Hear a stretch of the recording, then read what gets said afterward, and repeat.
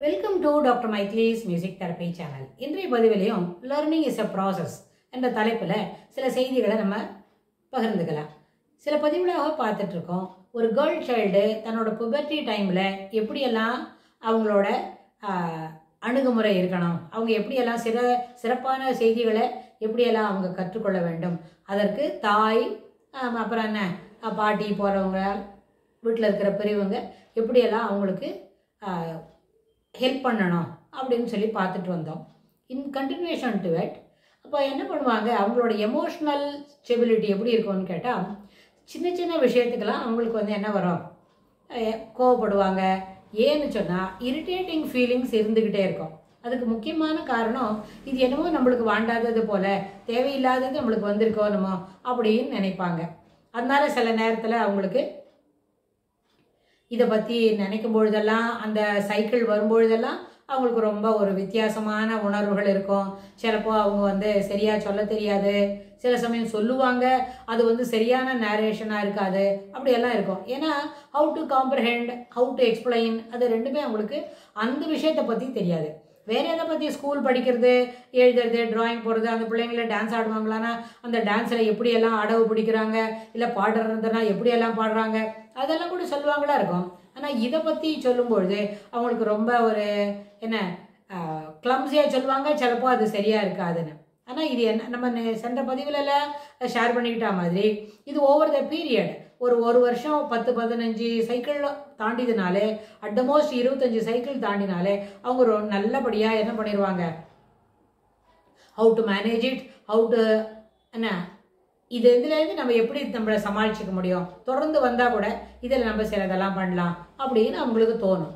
இதை என்ன முயற்சி செய்யணும்னு சொன்னால், சில சமயத்தில் அந்த எமோஷ்னல் ஸ்டெபிலிட்டினால அவங்க ஐயோ இந்த பொண்ணு ரொம்ப சத்தம் போடுதுப்பா அப்படின்னு கூட சில பேர் என்ன பண்ணுவாங்க, டேக் பண்ணிடுவாங்க. அதெல்லாம் சரியில்லை, அப்படியெல்லாம் பண்ணக்கூடாது. பெரியவங்களாக இருந்தால் அந்த குழந்தையோட வயசை பார்த்தோம்னே தெரியும், அதனால் அது சத்தம் போடுது போல அப்படின்னு. ஆனால் இது எல்லாத்துக்கு மேலே இந்த மாதிரி எமோஷ்னலாக சிலப்போ இரிட்டேட்டிங், ஆங்ஸைட்டி, ஃபியர், அதனால அந்த பிள்ளைங்க வந்து நெகட்டிவ் எமோஷன்ஸ் தான் இது எல்லாமே. ஆனால் பிகாஸ் ஆஃப் தி ஒரு நெகட்டிவ் ஃபீலிங்ஸ்னால இது அத்தனையும் வருது. அது அவங்க அம்மா என்ன பண்ணலாம், நல்லபடியாக எஜுகேட் பண்ணலாம். இது வந்து பார்ட் ஆஃப் தி உமன்ஹுட் தான். நம்ம என்ன செய்யணும், பொன் குழந்தைன்னு சொன்னால் இது போல தான் நம்ம பெரியவங்களாகும். பெரியவங்களானால் தான் அடுத்தடுத்து மேலே வேலையெல்லாம் நடக்கும் அப்படின்னு. அது எந்த சீக்வன்ஸில் அவங்களுக்கு தெரியுமோ அந்த சீக்வன்ஸில் எல்லா கேர்ள் சைல்டுக்கும் சொல்லி இது பார்ட் ஆஃப் தி ரொட்டீன் அப்படின்னு தான். ஏதாவது ஒரு லைஃப் சைக்கிள்னு வரும்போது இதை மாதிரி பூப்படைவது என்பது சாதாரண விஷயம்தான், அது ஒரு ரெகுலராக ரொட்டீன் தான். சென்ற பதிவில் நம்ம படிச்சுக்கிட்ட மாதிரியே என்ன பண்ணோம், ஒரு பல்லு மில்க் டீத் முளைச்சி போன பிறகு எப்படி பர்மனண்ட் டீத் வருது நியாயமோ, அதுபோல தான் இதுவும் கிடைக்கும். இதுவும் பெருசு என்ன ஒரு ரொட்டீனில் வரக்கூடிய விஷயந்தான்.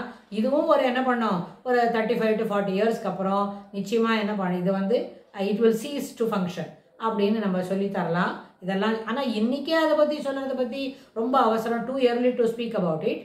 ஆனால் ஃபஸ்ட்டு என்ன எப்படி எஜுகேட் பண்ணணும், this is part of the cycle அப்படின்னா ஒரு 4 வீக்ஸ்க்கு ஒரு தடவை இந்த சைக்கிளை ஃபேஸ் பண்ணி தான் ஆகணும் அப்படின்னு சொல்லி அந்த பிள்ளைங்களை நல்லபடியாக இதுக்கு புரிஞ்சுக்கிறதுக்கு வைக்கணும். இந்த புரிஞ்சுக்கிற வைக்கிறதுல இருக்கிற சாமர்த்தியம் இருக்கே, the ability to make the child to understand this concept, அது வந்து ரொம்ப முக்கியம் வாய்ந்தது. எந்த விஷயத்தில் பார்க்கணுன்னா, அடுத்த ஜெனரேஷனை நம்ம சிறப்பாக தயார் பண்ணுற முதல் விஷயம். ரெண்டாவது, கேர்ள் சைல்டுக்கு அந்த இன்கன்வீனியன்ட் இருக்கே, அதில் வந்து இன்செக்யூர் ஃபீலிங்ஸ்லாம் வரக்கூடாது, இதுதான் சரிதான். ஆனால் உண்மையை என்ன பண்ணலாம், ஒரு ஹாலிடேஸில் வந்துடுதுன்னா you can be at home. அந்த டூ டேஸ்க்கு என்ன பண்ணலாம், பத்திரமா வீட்டிலே இருக்கலாம், எந்த இன்செக்யூர் ஃபீலிங்ஸும் இருக்காது. You may be at your room, உன்னோட ரூமில் இருந்துட்டு நீ என்னோட எல்லா வேலையும் பார்த்துக்கலாம்.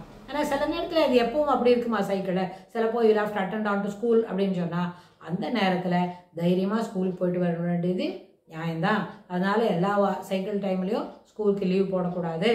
சில சமயம் முக்கியமான யூனிட் டெஸ்ட் இருக்கும், படிக்கணும் அப்படின்னு. ஒருவேளை பர்ஃபார்மன்ஸ் லெவலில் அந்த 2-3 நாளைக்கு சில குறைபாடுகள் இருந்தாலும் it is okay, that can be compensated in the next unit test அப்படின்னு சொல்லி அந்த பிள்ளைங்களுக்கு புரிய வைக்கலாம். இது ஒரு ரொட்டீனில் வரக்கூடிய செய்தின்றத அந்த பிள்ளைங்களுக்கு அத்தியாவசியமாக புரிய வைக்கணும்னு சொல்லி இந்த பதிவை நிறைவு செய்கிறோம். இதுக்கு தொடர்புடைய செய்திகளை வரப்போகிற பகுதிகளிலும் பார்க்கலாம். தேங்க்ஸ்.